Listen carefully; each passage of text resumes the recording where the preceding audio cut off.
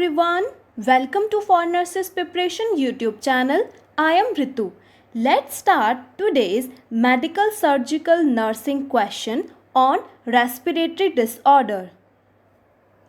So, our first question is, in viral infection such as common cold, antibiotics is not prescribed. According to the nurse, what is the reason behind not prescribing the antibiotics?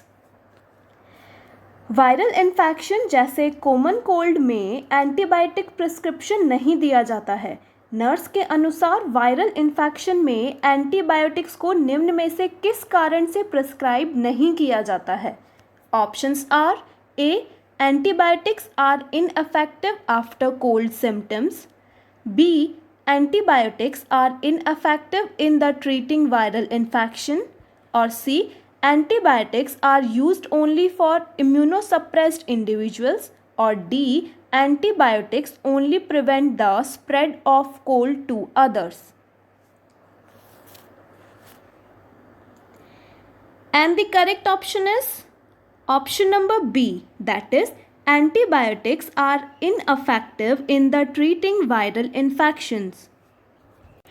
Viral infection जैसे common cold, इन सभी में antibiotics को prescribe नहीं किया जाता है क्योंकि antibiotics मुख्यतः वायरस पर कोई प्रभाव नहीं डालती है, जबकि ये तो मुख्यतः बैक्टीरियल इन्फेक्शन में ही काफ़ी असरदार होती है.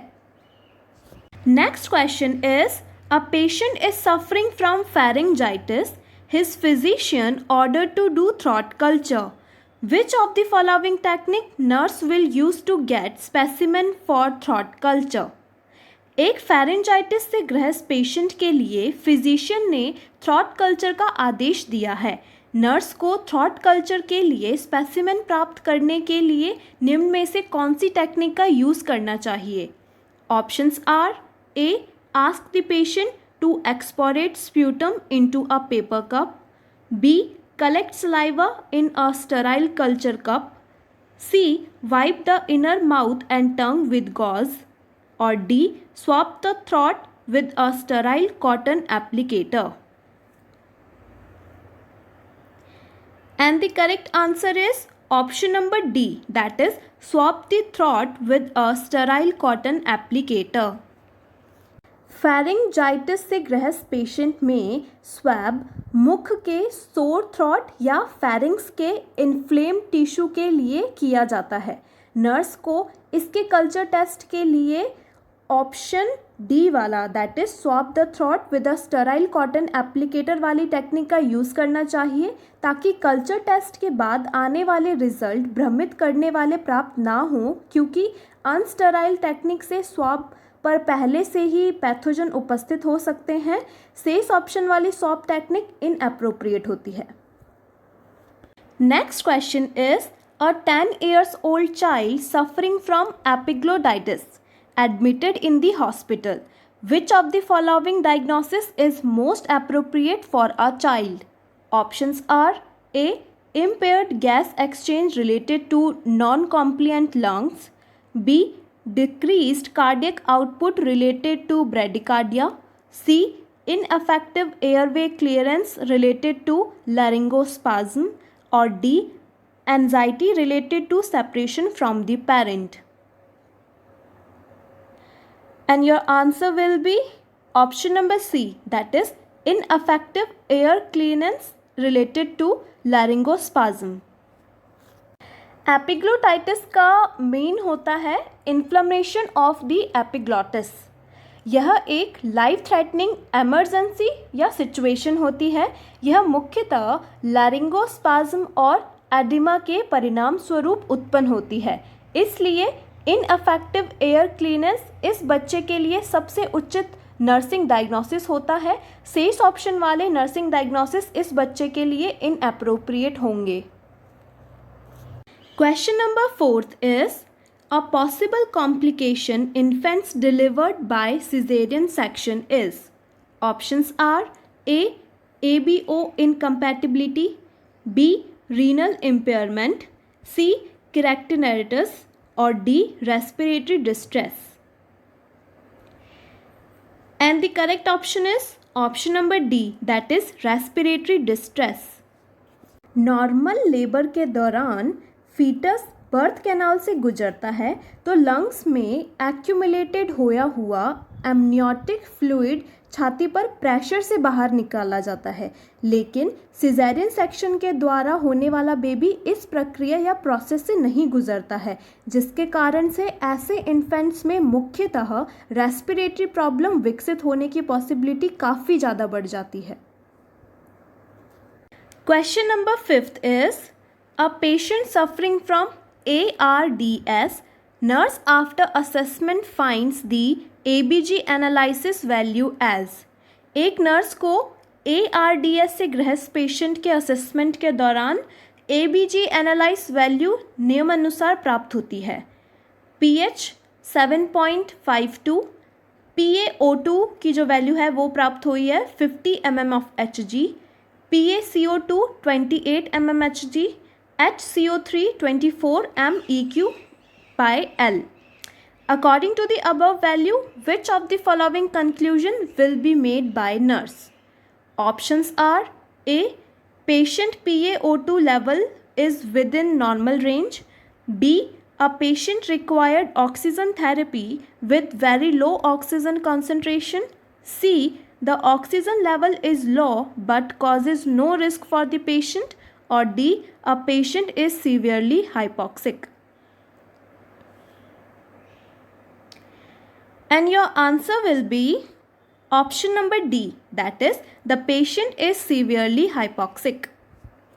अगर हम नॉर्मल PaO2 की बात करें, अगर इसका रेंज होता है normal 80 to 100 mm of Hg, जबकि ये पेशेंट जो है इसकी PaO2 है 50 mm Hg, पेशेंट में सीवियर हाइपोक्सिया की कंडीशन उपस्थित है, जिससे रेस्पिरेटरी फेलियर होने की पॉसिबिलिटी काफ़ी ज़्यादा बढ़ जाती है। अतः ऐसी कंडीशन में पेशेंट को हाई कंसंट्रेशन वाली O2 इन्हेलेशन यथाशीघ्र देनी चाहिए।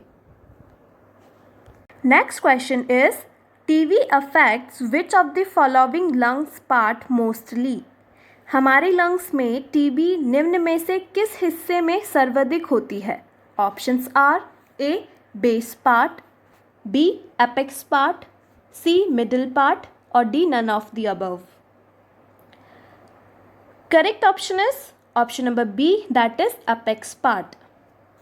Next question is, a physician ordered nurse to do laryngoscopy procedure of a chronic hoarseness patient. According to the nurse, what is the main reason behind this laryngoscopy procedure? Chronic hoarseness वाले patient में physician के द्वारा laryngoscopy procedure करने के आदेश दिए जाता है। Nurse के अनुसार लैरिंगोस्कोपी प्रोसीजर का ऑर्डर मुख्यतः निम्न में से किस कारण के लिए दिया जाता है? Options are A hoarseness is because of enlarged tonsils, B. hoarseness is caused by trachea, C. hoarseness is a symptom of laryngeal cancer, or D. hoarseness leads to polyps. I know my all nurses know this answer. If you know it, comment it down below on a comment section before I tell you the answer. So I hope all of you have commented down. So the answer is option number C, that is hoarseness is a symptom of laryngeal cancer.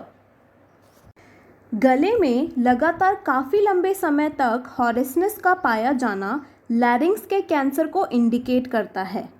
ऐसी condition में लैरिंग्स का visualisation करके लैरिंग्स की abnormality का पता लगाने के लिए लैरिंगोस्कोपी प्रोसीजर किया जाता है। हॉरेसनेस के अलावा लैरिंग्स के कैंसर में मुख्यतः नेक में लम्प्स का बनना, dyspnoea, weight loss, dysphagia, pain radiating to the ear आदि फाइंडिंग्स भी देखने को मिलती है। Next question is, which of the following drug is prescribed to a patient suffering from pulmonary embolism. Pulmonary embolism से ग्रस्त पेशेंट में निम्न में से कौन सी ड्रग को प्रिस्क्राइब किया जाता है? Options are A warfarin, B dexamethasone, C protamine sulphate or D. heparin? And the correct answer is option number D, that is heparin.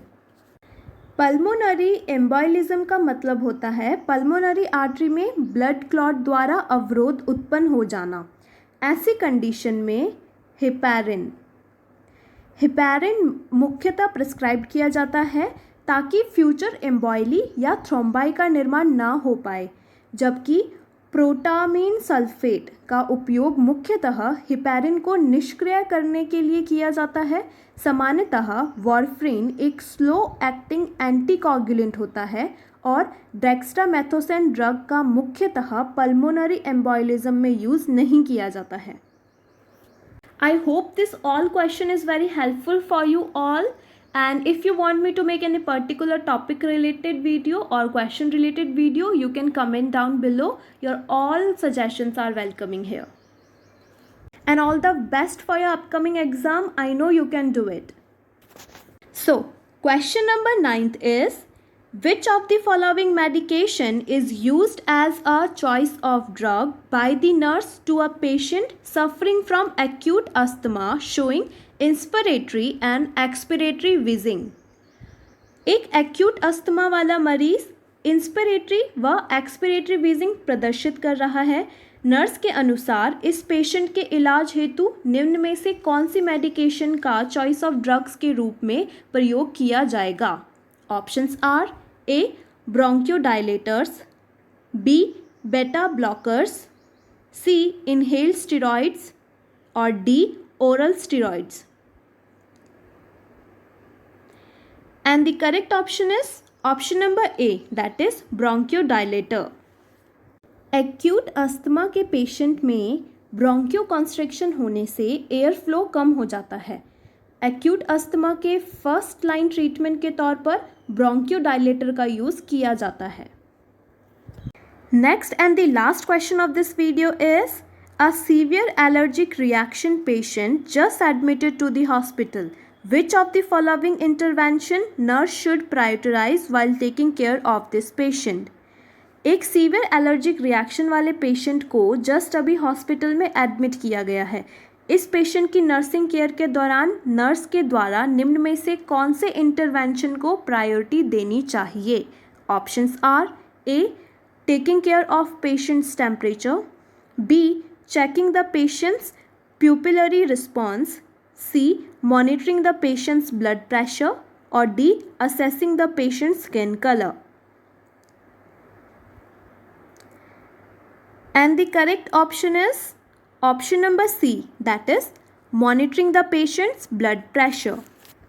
Severe allergic reaction वाले पेशेंट में सबसे मेजर प्रॉब्लम होती है shock. ऐसी situation में nurse को सबसे पहले ब्लड प्रेशर के असेसमेंट को प्रायोरिटी देनी चाहिए ताकि दिए गए ट्रीटमेंट की इफ़ेक्टिवनेस को इवैल्यूएट किया जा सके। ऐसी स्थिति में शेष ऑप्शन वाली असेसमेंट फाइंडिंग तुलनात्मक दृष्टि से लेस प्रायोरिटी वाली, और यदि ऐसी स्थिति में मरीज अनकॉन्शियस या अनरिस्पॉन्सिव हो जाता है तो नर्स को तुरंत ही CPR प्रारंभ कर देना चाहिए। That is all for today's video. Together with keep learning, keep supporting for nurses preparation. Thank you for watching this entire video. If you like it, hit the like button, share and subscribe to our YouTube channel for nurses preparation. I'll see you tomorrow.